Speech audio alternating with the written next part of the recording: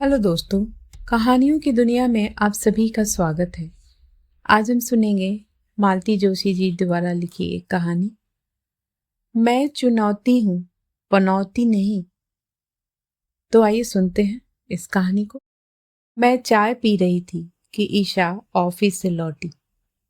मैं जल्दी आ गई हूँ या तुम लेट चाय पी रही हो? उसने पूछा। तुम तो समय से आ गई हो, यह मेरी तीसरी चाय है। क्यों? ऐसे ही, थकान सी लग रही थी।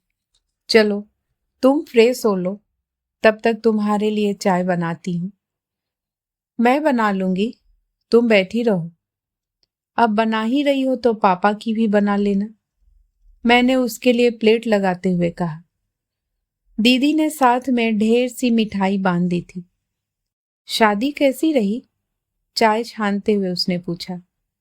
सुबह आप लोग आए तब मैं जाने की जल्दी में थी, पूछ नहीं पाई। शादी अच्छी ही रही, रॉयल शादी थी। दोनों भाइयों ने मिलकर पानी की तरह पैसा बहाया था, तो शादी अच्छी ही होनी थी। सोनाली कैसी लग रही थी? 10,000 के ब्राइडल और 40,000 के लहंगे के साथ कोई भी लड़की सुंदर ही लगेगी। दुल्हा कैसा है? मुझे सोनाली से तो 21 ही लगा, देखने में भी और क्वालिफिकेशन में भी। जीजाजी ने जमकर दहेज दिया है, तभी तो ऐसा हीरे जैसा दामाद जुटा पाए हैं। आजकल तो शादियों में कुछ करने को होता नहीं है, सारा काम कैटर्स करते हैं। फिर तुम इतनी थकी सी क्यों लग रही हो? वहां तो इससे भी एक कदम आगे वाली बात है। एक तो इतना महंगा रिसॉर्ट, फिर सब काम इवेंट मैनेजमेंट के जिम्मे था।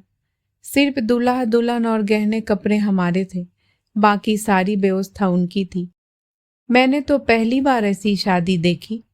फूल मालाएं, बैंड बाजे, पालकी, कहार, घोड़ा, शहनाई, फोटोग्राफर, स्टेज, आतिशबाजी, सब व्यवस्था इवेंट वालों की थी। खाना भी बहुत अच्छा था, नाश्ता भी हर बार नया था, अलग अलग प्रांतों का था। आखिरी शादी थी ना, जीजाजी ने दिल खोलकर पैसा खर्च किया था। जिनके पास है उन्हें खर्च करना ही चाहिए, इसी बहाने लोगों को रोजगार मिलता है। इतनी सुंदर शादी हुई है और तुम क्यों इतनी थकी थकी सी लग रही हो? सच कहूं, आजकल शादी ही क्यों, कहीं भी जाने का मन नहीं होता। क्यों? अरे हर जगह गहनों कपड़ों की नुमाइश होती है। ऐसे में अपने अभाव और उभर कर सामने आते हैं। माँ, तुम ही तो हम लोगों को बचपन से सिखाती रही हो कि अपने पास जो भी है उस पर गर्व करना चाहिए, कभी मन में कॉम्प्लेक्स लाना नहीं चाहिए। और अब तुम खुद कहने के लिए ये सब बातें ठीक लगती है, पर व्यवहार में लाना बहुत कठिन है, खासकर जब कोई सामने से टोक दे। इस बार तो तुम्हारी दोनों छोटी मौसियां हाथ धोकर पीछे पड़ गई। दीदी ये क्या बार बार आदम जमाने की बनारसी साड़ी पहन लेती हो? आजकल कोई पहनता भी है? अब तो बस डिजाइनर साड़ियों का चलन है। दोनों कहकर ही चुप नहीं हुई। कस्में दे देकर पूनम ने रिसेप्शन में अपनी साड़ी पहनाई और नीलम ने अपना सेट दिया। सच इतना बुरा लगा और शर्म भी आई। वह प्रसंग याद करके ही मेरा गला भर आया। मैं चुप हो गई। थोड़ी देर बाद उसास भरकर मैंने कहा, सिर्फ गहनों कपड़ों की बात नहीं है रे। घर में शादी लायक बच्चे होते हैं तो लोग उसके बारे में भी पूछते हैं। अब शुभम की शादी को ही देख लो। मुझे ऐसी डांट पड़ी है कि क्या बताऊं। बड़े भैया और दीदी ने खूब लताड़ा है मुझको। उन लोगों को बुला लेना था। सिर्फ तुम्हारे मामा मौसी ही तो नहीं है ना, रिश्तेदार और भी है। तुम्हारी बुआ है, दूर के सही चाचा है, सबको बुलाना पड़ता। फिर सबको कहाँ सुलाती, कहाँ बैठाती, क्या खिलाती, बताओ। सबसे बड़ी बात, जाते समय नेक स्वरूप हाथ में क्या रखती। ईशा कुछ कहने को हुई कि बाहर का दरवाजा खुला और ये भीतर आए। हम दोनों चुप हो गई। ये कुछ देर तक हमें घूरते रहे, फिर बोले, क्या हो गया, कौन मर गया? कभी तो अच्छी बात किया कीजिए, मैंने गुस्से में कहा। तुम दोनों ऐसी शोकमग्न मुद्रा में बैठी थी कि मुझे लगा। ईशा एकदम बोल उठी। मम्मी को दुख हो रहा है कि शुभम की शादी में किसी को बुला नहीं सके। वहां नासिक में सबने माँ को खूब डांट लगाई है। तो बुला लेती ना, मना किसने किया था? बुला करके अपनी हंसी करवाती। शादियां कैसी होती है, देख कर आ रहे हैं ना। हमने तो कहा था शहजादे से कि थोड़ा रुक जाओ, हालात जरा संभलने दो, पर उन्हें तो जल्दी पड़ी थी। बहन तक के लिए रुकने को तैयार नहीं थे। कब तक रुकता, किस आशा पर रुकता? उसने कोई बाल विवाह तो नहीं किया है, 28 साल की उम्र में शादी की है, और वह बेचारा तो रुक भी जाता, पर लड़की वाले कब तक सब्र करते? वे तो बराबर दबाव बना रहे थे। लड़की वालों को फिक्र होती ही है, सब लोग हमारी तरह थोड़ी ही होते हैं कि हाथ पर हाथ धरे बैठे रहें। तो अब 30 साल की लड़की के लिए मैं लड़का ढूंढने जाऊंगा? 30 साल की एकदम तो नहीं हो गई? प्लीज प्लीज, ईशा ने दोनों हाथ जोड़कर कहा। आप लोग मेरी शादी को लेकर लड़ाई मत कीजिए, मेरी शादी का ख्याल मन से निकाल दीजिए, क्योंकि मैंने वह अध्याय ही बंद कर दिया है। कहते हुए वह अपने कमरे में चली गई और उसने दरवाजा बंद कर लिया। वाह, कितनी खुशी की बात है, आपके पैसे बच गए। चलिए रिलैक्स हो जाइए। पैसे पास में होंगे तो बचेंगे ना। तुम तो ऐसी पनौती बनकर आई हो कि एकदम ठन ठन गोपाल हो गया हूं। क्या कहा आपने? वही जो अम्मा, ताई, चाची, बुआ वगैरह कहती हैं। क्या कहती रही हैं? यही कि अनुपम की बहू दरिद्र साथ लेकर आई है। ऐसे पैर पड़े हैं कि लक्ष्मी जी इस घर से रूठ गई हैं। उन्होंने कहा और आपने सुन लिया, तो क्या करता? झूठ थोड़े ही था हुआ। और वे कमरे में चले गए। मैं दोनों हाथों में सिर दिए देर तक वहीं बैठी रही। शाम को बेमन से ही सही खाना बनाना पड़ा और खाना भी पड़ा। ईशा तो मुझ उठाकर उठ गई थी, पर एक रोटी लिए मैं बैठी रही। पहले उठ जाने से ये अपने आप को अपमानित महसूस करते हैं, इसलिए बैठना पड़ा। ये अपना पूरा कोटा खत्म करके ही उठे। इनके उठ जाने के बाद मैंने रसोई समेटी, थोड़ा सुबह के खाने की तैयारी कर ली और फिर टेबल पर आकर बैठ गई। कमरे में जाने का मन ही नहीं हो रहा था। जानती थी इन्हें आप मेरी प्रतीक्षा होगी। 4-5 दिन प्रवास में हो जो निकल गए थे, पत्नी की इच्छा अनिच्छा की इन्होंने कभी परवाह ही नहीं की। वे 2 बार चक्कर लगा गए, फिर सामने आकर खड़े हो गए। आज सोने का इरादा नहीं है क्या? नींद नहीं आ रही है क्यों? बिटिया की बात याद करके छाती फटी जा रही है। कितनी हताश में उसने यह बात कही होगी कि मैंने शादी का अध्याय बंद कर दिया है। इकलौते भाई की शादी देख ली होगी ना, कैसी भिखमंगों की सी शादी हुई है। वह तो भला हो शुभम के ससुराल वालों का, जो एक रिसेप्शन दे दिया, कम से कम अपने 4 लोगों को बुलाकर वहां खिला तो सके। नहीं तो अपनी तो कोई औकात ही नहीं थी। अब जो भी राग अलापना है कमरे में चलकर अलापो, लड़की सुन लेगी। घर है कि कबूतर खाना, एक कमरे में सांस लो तो दूसरे में सुनाई देता है। मजबूर उठना ही पड़ा। बिटिया की बात से भी ज्यादा दुखी थी मैं उसके पापा की बातों से।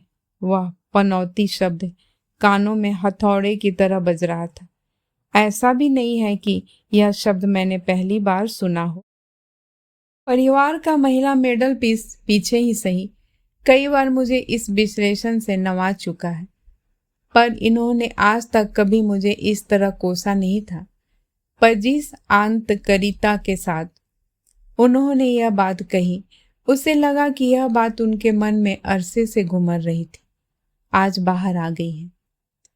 क्या उन्हें यह याद नहीं रहा कि पिछले 6-7 वर्षों में मैं और ईशा इस घर को ओट रहे हैं? नहीं तो कब का ढह गया होता। कभी पता ही नहीं चला कि ये किस तरह का बिजनेस कर रहे हैं और उसमें कौन सा घाटा हो रहा है। मन ही मन मैं बाबूजी को बराबर धन्यवाद देती हूँ कि उन्होंने मुझे नौकरी करने के लिए उकसाया। कहते तुम चाहे लखपति हो या करोड़पति, तुम्हें नौकरी करनी है, नहीं तो तुम्हारी विद्या में जंग लग जाएगी, तुम्हारा आत्मविश्वास टूट जाएगा। तुम किटी पार्टीज के लिए नहीं बनी हो। नौकरी मैंने देर से शुरू की, दोनों बच्चों के जन्म के बाद। सौभाग्य से एक स्थानीय कॉलेज में जॉब मिल गया। सरकारी नौकरी में ट्रांसफर का चक्कर रहता है। यहाँ कोई खतरा नहीं है, वेतन जरूर कम है, पर इस समय वही बड़ा सहारा है। दोनों बच्चों को मैंने अपने बलबूते पर पढ़ाया। बाहर जाने के लिए शुभम को स्कॉलरशिप मिली थी, पर उसे पूरा थोड़े ही पड़ता है। मुझे लोन लेना पड़ा। अब वह धीरे धीरे चुक रहा है। मैंने उसकी शादी के बाद उससे कह दिया कि अब इधर की चिंता मत करो, लोन चुकाओ और घर बार देखो।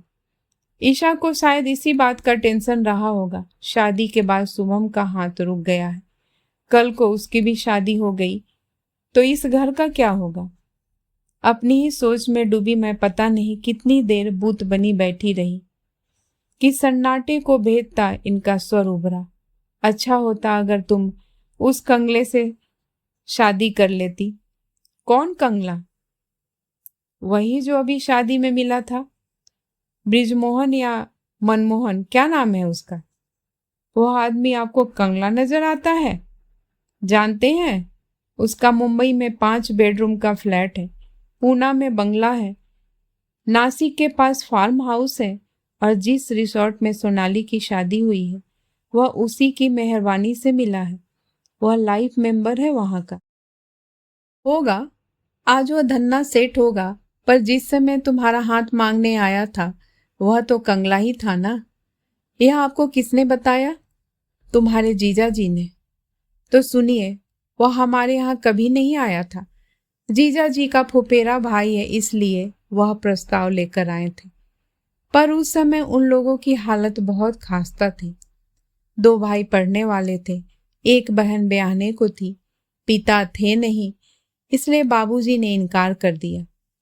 हाँ, तुम्हारे बाबूजी ने कहा था कि ऐसे फटीचर लोगों की बारात मेरे दरवाजे नहीं आएगी। तो जीजा जी ने आपको यह भी बता दिया? समझ गई। जीजा जी बाबूजी की बात को मन में लेकर बैठ गए होंगे। आज इतने सालों बाद जब स्थितियां पलट गई हैं तो उन्हें अपने खुन्नस निकालने का अच्छा मौका मिल गया। उनकी बात से इन्हें मुझे कोसने का अच्छा अवसर मिल गया। अभी अपनी सारी हताशा मुझ पर उड़ेल रहे थे। बाबूजी ने सचमुच मेरे साथ बहुत बड़ा अन्याय किया। उसके घर ब्याही जाती तो कोई खास फर्क नहीं पड़ता। कड़का था, थोड़ा और कड़का हो जाता बस। पर यहाँ तो मैं पूरी तरह बर्बाद हो ही गया ना। वो आदमी मिट्टी से सोना निकाल रहा है और यहाँ सोना भी मिट्टी हुआ जा रहा है। उसका हर बिजनेस फल फूल रहा है और यहाँ घाटे का रिकॉर्ड बन रहा है। वह हर शहर में बंगले बना रहा है, फार्म हाउस खरीद रहा है, और यहाँ जमीन बिक गई। तुम्हारी कृपा से बंगला भी गिरवी पड़ रहा हुआ है। इस दरवे में गुजारा कर रहा हूँ। किसी को घर बुलाते भी शर्म आती है। पता नहीं क्यों तुम्हारे बाबूजी ने मेरे साथ ये नाइंसाफी की, मुझे कहीं का नहीं छोड़ा। वे अनवरत बोलते जा रहे थे। उनका प्रलाप सुनकर मुझे तो डर लग रहा था कि कहीं ने दौरा तो नहीं पड़ा है। मैं सुन रही थी और रो रही थी। इनके जाने के बाद भी मेरे आंसू जारी थे। मैंने उन्हें रोकने की भी कोशिश नहीं की। मैं अब मन ही मन जीजा जी को कोस रही थी कि उन्होंने पता नहीं मुझसे किस जन्म की दुश्मनी निकाली थी। पता नहीं पति नाम के इस शख्स को क्या क्या बताया है कि वह अब ईर्ष्या में जल भून कर खाक हो रहा है। सुबह नींद जरा देर से ही खुली। किचन में जाकर देखा केतली में चाय बनी रखी थी और सिंक में 2 कप थे। मतलब ईशा चाय पीकर नहाने चली गई है और उसके पापा रोज की तरह मॉर्निंग वॉक पर निकल गए हैं। चाय पीकर मैंने नाश्ता बनाया, अपना और ईशा का टिफिन तैयार किया और इनके लिए सब्जी छौंक दी। गायत्री दोपहर में गरम रोटी उतार देती है। ईशा तैयार होकर बाहर आई, बोली, तुम्हारी आंखें क्यों सूजी हुई है? रोई थी या सोई नहीं? दोनों ही समझ लो। क्यों? अब क्या हो गया? तुम्हारे पापा ने रात भर मुझे सोने नहीं दिया। पूरे समय मुझे कोसते रहे कि मैंने उन्हें बर्बाद कर दिया, तबाह कर दिया। मैं उनके जीवन में पनौती बनकर आई हूँ। मेरे पैर घर में पड़ते ही लक्ष्मी रूठ कर चली गई, और भी न जाने क्या क्या। वे कहते रहे और तुम सुनती रही, तो और क्या करती? जो सच है उसे तो स्वीकार ही करना पड़ता है ना। यह कौन सा सच है और तुम ऐसी बातों पर विश्वास करती हो? विश्वास करना पड़ता है बेटा, प्रत्यक्ष प्रमाण सामने जो है। जब मेरी शादी हुई थी तो इन लोगों की गणना रईसों में होती थी। चारों बहनों में सबसे ऊंचा घर मेरा था। बहनें रश करती थी, और अब देख लो। पर इसमें तुम्हारा क्या दोष है? दादाजी ने जो साम्राज्य खड़ा किया था उसे उनके सुपुत्र संभाल नहीं पाए। यह तुम्हारी गलती थोड़ी है। यह 21वीं सदी है मम्मा। ऐसे दकियानुसी ढंग से मत सोचो। तुम चुपचाप सुन लेती हो, इसलिए सामने वालों का हौसला बढ़ जाता है। अपनी नाकामयाबियों के लिए वे तुम्हें जिम्मेदार ठहरा रहे हैं। इस इल्जाम का जवाब दो, जवाब दो और जवाब मांगो। ईशा नाश्ता समाप्त कर उठ रही थी कि उसके पिताश्री आ गए। मैंने उनका भी नाश्ता लगा दिया। उनके टेबल पर आते ही ईशा बोली, पापा, आपने मम्मी की आंखें देखी है? रोज देखता हूँ। नहीं, आज देखिए, गौर से देखिए, वे सूजी हुई हैं। मम्मी रात भर रोती रही हैं। तो क्या आपने उन्हें रुलाया है? पापा, आप ऐसा क्यों कर रहे हैं? अपना फ्रस्ट्रेशन मम्मी पर क्यों उतार रहे हैं? अपनी असफलताओं के लिए उन्हें क्यों दोष दे रहे हैं? इनका चेहरा एकदम लाल हो गया। बाप से बात करने का यह तरीका होता है?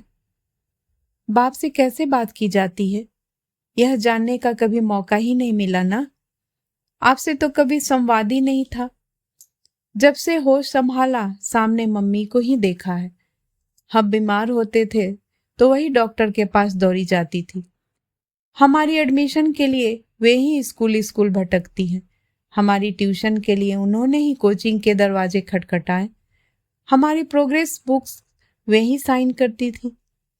पेरेंट्स टीचर मीट वे ही अटेंड करती थी। यहाँ तक कि शुभम को कॉलेज हॉस्टल छोड़ने मम्मी जी जबलपुर गई थी। आप तो पिक्चर में कहीं नहीं थे। मैं तो डर गई, यह लड़की क्या कर रही है, क्यों उनसे पंगा ले रही है। भड़क गए तो खैर नहीं। आश्चर्य, वे भड़के नहीं। बड़ी विद्रूप सी हंसी हंसे और कसैले स्वर में बोले, अच्छा, इतनी स्मार्ट है तुम्हारी मम्मी तो तुम्हारी शादी क्यों नहीं करी अब तक? 30 साल की उम्र तक अनब्याही क्यों बैठी रही? मैं तिलमिला उठी। यह शादी बीच में कहां से आ गई? जले पर नमक छिड़कना अच्छी बात है, पर ईशा ने बिल्कुल ही बुरा नहीं माना। एक एक शब्द पर जोर देते हुए शांत स्वर में बोली, वह इसलिए पापा कि हिंदुस्तान में लड़के वाले चाहते हैं कि लड़की का बाप अगर जिंदा है तो वही आकर बात करे। बदतमीज लड़की। वे एकदम भड़क उठे।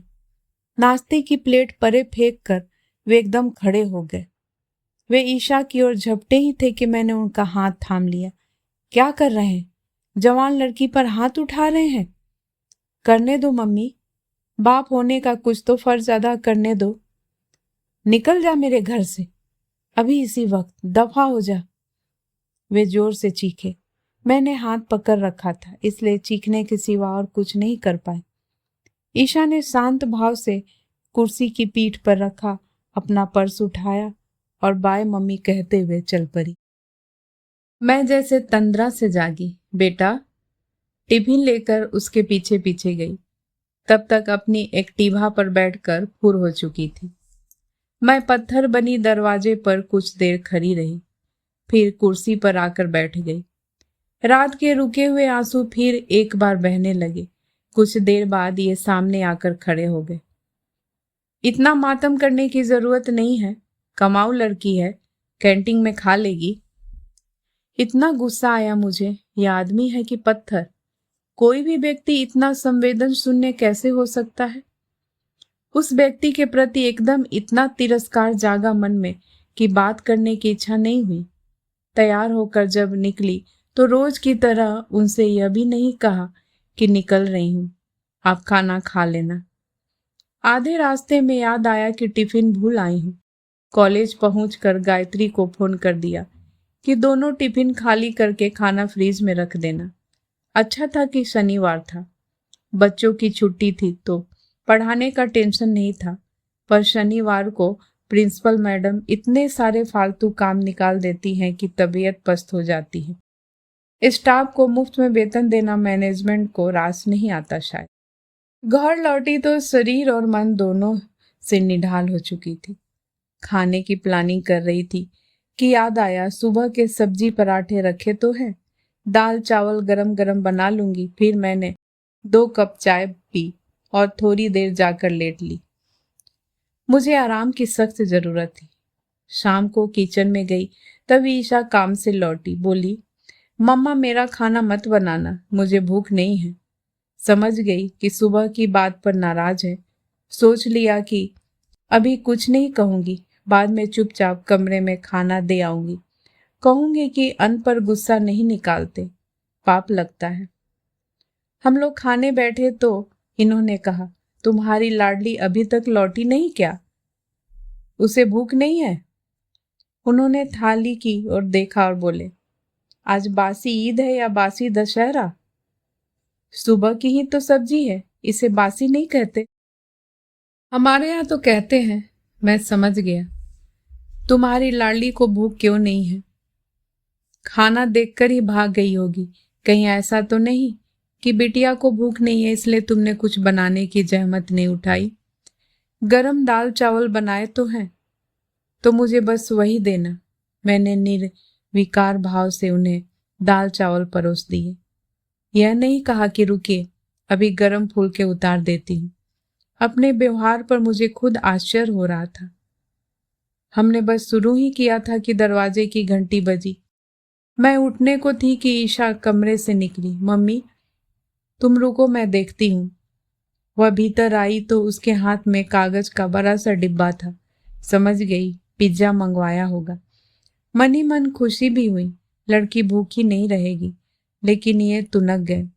दाल रोटी की भूख नहीं है रानी जी को, पिज्जा खाएंगी। मुझे ताव आ गया, यह सब आपकी ही मेहरबानी है। सुबह वह टिफिन छोड़कर चली गई थी, अब बाजार से मंगवा कर खा रही है। इसका कारण जानते हैं ना? सुबह आपने उसे घर से निकल जाने के लिए कहा था। कौन खुददार लड़की इसके बाद घर का खाना खाएगी?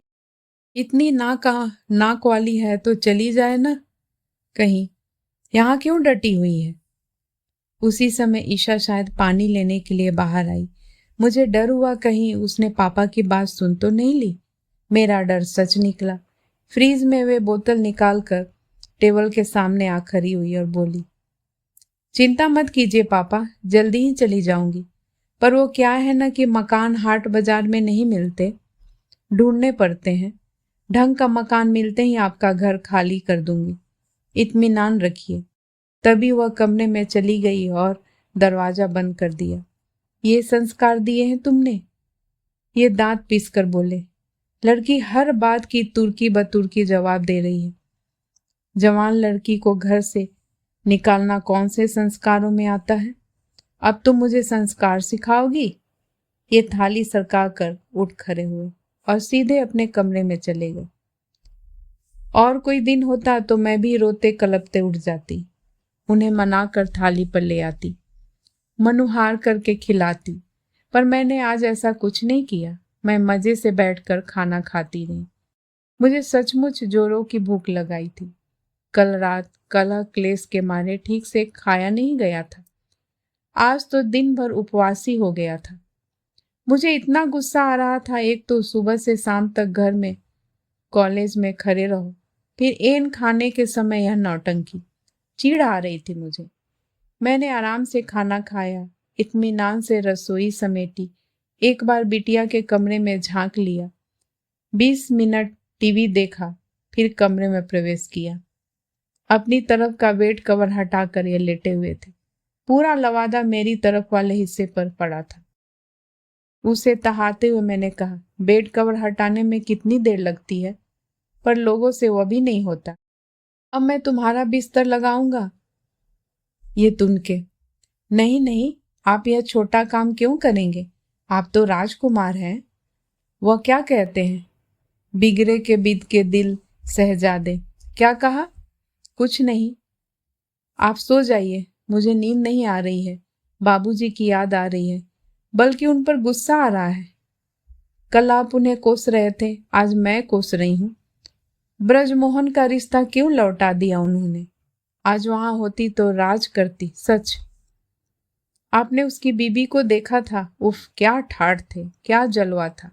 हर फंक्शन पर साड़ियाँ तो खैर सभी बदल रही थी, पर ये मेम साहब हर साड़ी के साथ मैचिंग ज्वेलरी, पर्स और सैंडल भी बदल रही थी। एक आया हमेशा साथ रहती थी, ट्रे में उसके कपड़े सेट वगैरह रख कर लाई थी, बालों में फूल टांगती थी, सैंडल के स्टेप्स तक बांधती थी। बिल्कुल रानी महारानियों के से ठाठ थे उसके। और एक हम हैं जो सुबह से शाम तक खट रहे हैं, थैंकलेस जॉब। वह महिला रानी महारानियों का सा भाग लेकर आई है, तभी तो उसे भी राजा बना दिया। तुम उस घर में जाती तो रानी क्या, नौकरानियों से भी बदतर हालत में होती। वह बेचारा करका तो था ही, तुम्हारी कृपा से और करका हो जाता, पर कम से कम अपनी अकर्मण्यता का ठीकरा मेरे सिर तो न फोड़ता। वे एकदम उठकर बैठ गए। क्या कहा तुमने? वही जो कल ईशा ने सौम्य शब्दों में कहा था। तुम्हें जरा भी शर्म नहीं आती? शर्म, संकोच, लिहाज, ये सब तो इस घर से विदा हो ही चुके हैं। न आपको पत्नी को कोसते शर्म आती है, न बेटी को घर से निकालते संकोच होता है, न बेटी बाप का लिहाज कर रही है। तो मैं अकेले ही सभ्यता का मुखौटा क्यों लगाए रखूं? मुझे भी अपनी बात कहने का हक होना चाहिए, और अपनी बात मैं कहकर रहूंगी। कौन सी बात? उन्होंने गुर्रा कर पूछना चाहा, पर आवाज में वह दमखम नहीं था। मेरे इस अप्रत्याशित व्यवहार से वे चकित थे, विस्मित थे, किंत कर्तव्य विमुख थे। ईशा ने ठीक ही कहा था, चुपचाप सब सुन लेती हो, इसलिए सामने वाले का हौसला बढ़ता है। जवाब देना सीखो, जवाब दो और जवाब मांगो। उसकी बात में सचमुच दम था। तो अब सुनिए, मैंने शुरू किया। आपकी माताजी का कहना था कि मैं अपने साथ दलिदर लेकर आई हूं। शायद आप भी इस बात से इत्तेफाक रखते हैं। तो आपको बता दूं, मैं दलिदर नहीं, 15 तोला सोना और 32 साल पहले वाले 50,000 रुपए लेकर आई थी। आज उसका हिसाब मांगू तो क्या दे सकेंगे? वह मेरा स्त्री धन था, कानूनन उस पर मेरा हक था, पर उन 50,000 में से 50 रुपए भी किसी ने मेरे हाथ पर नहीं रखे, और 15 तोला सोना कहाँ ठिकाने लग गया पता ही नहीं चला। अभी शुभम की शादी में बहू के लिए मुझे मंगलसूत्र खरीदना पड़ा। मेरी उतनी सामर्थ्य नहीं थी, तो ईशा ने मेरी मदद की। आप तो विरोध की मुद्रा में तने बैठे रहे ताकि कुछ देना न पड़े। वैसे आपसे किसी ने कुछ अपेक्षा भी नहीं की थी। आप शादी में न भी आते तो किसी को आश्चर्य नहीं होता, शायद अफसोस भी नहीं होता, पर आप आए, अच्छा लगा। लड़की वालों के सामने हमारी इज्जत रह गई। मेरे दहेज वाली बात तो खैर इतिहास हो गई है। हम वर्तमान की बात करें, मैं इतने सालों से नौकरी कर रही हूँ, सारी कमाई घर में या बच्चों पर ही खर्च होती रही है। अपने लिए कभी ढंग की साड़ी भी नहीं खरीदी। मैं शिकायत नहीं कर रही, हकीकत बयां कर रही हूँ। शिकायत करने की मुझे आदत नहीं है। मैं भी संपन्न घर से आई थी, अभाव की मुझे भी आशा नहीं थी, पर मैंने परिस्थिति से समझौता कर लिया, चेहरे पर शिकन नहीं आने दी। अपने घर और बच्चों के लिए जो कुछ बन पड़ा किया, कर रही हूँ। मैंने कभी नहीं चाहा कि इसके लिए कोई कृतज्ञता ज्ञापन करे या धन्यवाद प्रस्ताव पारित करे, पर कम से कम मुझे पनौती जैसे विशेषणों से तो न नवाजा जाए। Is it too much to ask? ये मुंह बाए मुझे देखते ही रह गए। ऐसे धारा प्रवाह भाषण की उन्होंने मुझसे अपेक्षा नहीं की थी। उन्हें क्या, खुद मुझे अपने पर आश्चर्य हो रहा था। एक साथ इतना बोलने के कारण थकान तो हो आई थी, पर बहुत हल्का लग रहा था। पता नहीं कितने दिनों से कितनी बातें मन पर बोझ बनी हुई थी, एक साथ बाहर निकल आई। अच्छा लगा। सुबह रोज की तरह आंख खुल गई। मुंह हाथ धोकर आई तो याद आया आज तो रविवार है। फिर लेट गई। बगल से आवाज आई, आज चाय वाय नहीं मिलेगा क्या? मॉर्निंग वॉक पर जाने से पहले इन्हें चाय जरूर चाहिए। अभी थोड़ी देर में बनाती हूँ, मैंने कहा और चादर सिर तक ओढ़ ली। दोबारा सोने का कोई इरादा नहीं था, पर नींद लग गई। पता नहीं कितनी देर सोती रही। दरवाजा खटखटाने की आवाज से नींद टूटी। उठकर देखा बाहर का नहीं, बेडरूम का दरवाजा खटखटा रहा है। कौन है? मैं हूँ, ईशा। तो दरवाजा क्यों तोड़ रही हो? भीतर आ जाओ। उसने धीरे से दरवाजा खोला और अंदर आ गई। इधर उधर देखते हुए उसने पूछा, तुम्हारी तबीयत तो ठीक है? क्यों, मेरी तबीयत को क्या हुआ? इतनी देर तक कभी सोती नहीं हो, इसलिए पूछा। संडे मना रही हूँ। फिर उस पर एक नजर डालते हुए पूछा, और तुम सुबह सुबह तैयार होकर कहाँ जा रही हो? सुबह नहीं है, मम्मी जी 10 बज रहे हैं। और फिर वह एक स्टूल खींचकर मेरे सामने बैठ गई। दरअसल मैं रत्ना के यहाँ शिफ्ट हो रही हूँ। अभी तो सिर्फ कपड़े लेकर जा रही हूँ। घर मिल जाएगा तब बाकी सामान ले जाऊंगी। तुम मेरे लिए किचन का एक सेट तैयार कर देना। ये एकदम उठ बैठे। इतनी खुद मुख्तार हो गई हो तुम? किसी से पूछने की भी जरूरत नहीं समझी? पूछने की जरूरत क्या है पापा? आप ही ने तो कल घर से निकल जाने का हुक्म दिया था। पापा उसे सिर्फ घूरते रह गए। क्या बोलते? कैसे जा रही हो? मैंने पूछा। टैक्सी से। तुम लोगों के उठने की राह देख रही थी। अब बुक कर देती हूँ। उसने जैसे ही मोबाइल निकाला मैंने उसके हाथ से छीन लिया। यह क्या कर रही हो? तुम कहीं नहीं जाओगी। मम्मी, रत्ना मेरा वेट कर रही होगी। उससे मैं निपट लूंगी। मम्मी, हमारे पास सिर्फ एक ही दिन होता है, संडे का। आज हम हाउस हंटिंग करने वाले हैं। कहा ना तुम कहीं नहीं जाओगी। ये क्या बचपना है मम्मी? बचपना मैं नहीं, तुम कर रही हो। तुम्हारे पिता कर रहे हैं। अब मेरी बात ध्यान से सुनो। यह घर मेरा है, छोटा सही, किराए का सही, पर मेरा है। इस घर से किसी को निकालने का हक सिर्फ मेरा है। और मैंने तो तुम्हें जाने के लिए नहीं कहा। जिस दिन कहूंगी, जिस दिन घर से निकालूंगी, विधि विधान के साथ विदा करूंगी। वह मुंह फुलाए बैठी रही। अब जाओ और हम लोगों के लिए चाय बना कर ले आओ। कभी माँ की सेवा कर दिया करो, पुण्य लगेगा। वह पैर पटकते हुए चली गई। उसके जाते ही ये बोले, मकान मालिक होने की धौस दिखा रही हो तो क्या करूं? लड़की को घर छोड़कर जाने दूं ताकि शादी की सारी संभावनाएं ही खत्म हो जाए? और धौस जमाने की क्या जरूरत है? मकान मालकिन तो मैं हूं ही। आप बार बार सुनाते हैं कि मेरी वजह से इस दरवे इस कबूतर खाने में गुजारा करना पड़ रहा है। तो इसे इस तरह सोचिए कि मेरी बदौलत छोटी सी सही सिर पर छत तो है। ईशा चाय देकर जाने लगी तो मैंने कहा, रुको, अभी और भी बात करनी है।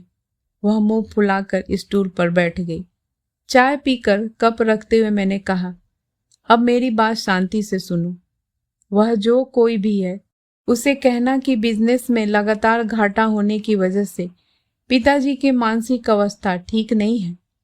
माँ बात करेगी तो चलेगा? मुझे पागल करार दे रही हो? ये गुर्राएं। कुछ तो कारण बताना पड़ेगा ना, नहीं तो लड़की अनब्याही रह जाएगी। हाँ, तो बेटा मेरी बात समझ रही हो ना? नहीं मम्मी, मेरी समझ में कुछ नहीं आ रहा। पता नहीं किसके बारे में क्या कह रही हो। बेटा, माँ हूं मैं तुम्हारी, तुम्हें आईने की तरह साफ पढ़ सकती हूँ। उस दिन तुमने पापा के सामने कहा था कि लड़के वाले चाहते हैं कि लड़की का बाप आकर बात करे। जिस तरफ के साथ तुमने यह बात कही थी, मैं तभी समझ गई थी कि कहीं कोई है। तो बेटा, अब उस शख्स को जल्दी से घर बुला लो। घर न बुलाना चाहो तो हम रत्ना के यहाँ मिल लेंगे। नहीं तो किसी होटल में मीटिंग रख लेते हैं। मम्मी, मैंने कहा था ना कि वह अध्याय बंद कर दिया है। हाँ, कहा था, पर यह तुम नहीं, तुम्हारी हताशा बोल रही थी। छोटे भाई की शादी पहले हो जाने से शायद तुम डिप्रेशन में आ गई थी, पर इतना हताश होने की जरूरत नहीं है। 30 की उम्र कोई बहुत ज्यादा नहीं होती। आजकल आम शादियां इस उम्र में होती हैं। हमारा 18-20 साल वाला जमाना था। हाँ, पर अब इससे ज्यादा देर नहीं होनी चाहिए। तुम्हारे पापा ने चैलेंज दिया था ना कि मम्मी, अगर इतनी स्मार्ट है तो तुम्हारी शादी क्यों नहीं हो सकती। तो हम अब उस चैलेंज को स्वीकार करते हैं और जल्दी से जल्दी तुम्हारे हाथ पीले करते हैं। अब जाओ और सामान वापस कमरे में रखो। मैं अभी नाश्ता बनाती हूँ, फिर चाहे तो संडे मनाने के लिए रत्ना के यहाँ चली जाना। हाँ, और यह लो अपना फोन, रखो। मुझे तो एकदम हाशिए पे डाल दिया तुमने। शायद पागल साबित करके ही दम लोगी। वह काम तो आप खुद ही कर रहे हैं। मतलब? पता नहीं कब कितने साल पहले जीजा जी मेरे लिए एक प्रस्ताव लाए थे, जिसे बाबूजी ने नकार दिया था। जीजा जी उस बात को मन में लेकर बैठ गए थे। अब इतने सालों बाद उन्हें मौका मिला तो उन्होंने अपनी सारी खुन्नस निकाल ली, अपना अपमान भुना लिया। आप जैसा सॉफ्ट टारगेट जो उन्हें मिल गया था, और उस बहाने आपको भी सारी हताशा मुझ पर उड़ेलने का बहाना मिल गया। पिछले 3 दिनों से आप यही तो कर रहे हैं। यह पागलपन नहीं तो और क्या है। श्रीमान जी जो दुर्बल और कमजोर होते हैं ना, वे ही अपने को ढांपने के लिए ऐसे बहाने ढूंढा करते हैं। जिनके पास पुरुषार्थ होता है वे भाग्य को कोसते नहीं हैं, भाग्य से 2-2 हाथ करते हैं। अपने दमखम से पहाड़ काट कर रास्ता बना लेते हैं। एकाएक कमरे में मेरा दम सा घुटने लगा। मैं बाहर निकल आई। ईशा कुर्सी पर बैठी पेपर पढ़ रही थी। क्या लेक्चर दे रही थी? उसने पूछा। दबी हुई राख को कुरेद रही थी। शायद कोई चिंगारी मिल जाए जो आग पकड़ ले। वह हंस दी। बुझे हुए शोलों को हवा देने की कोशिश मत करो।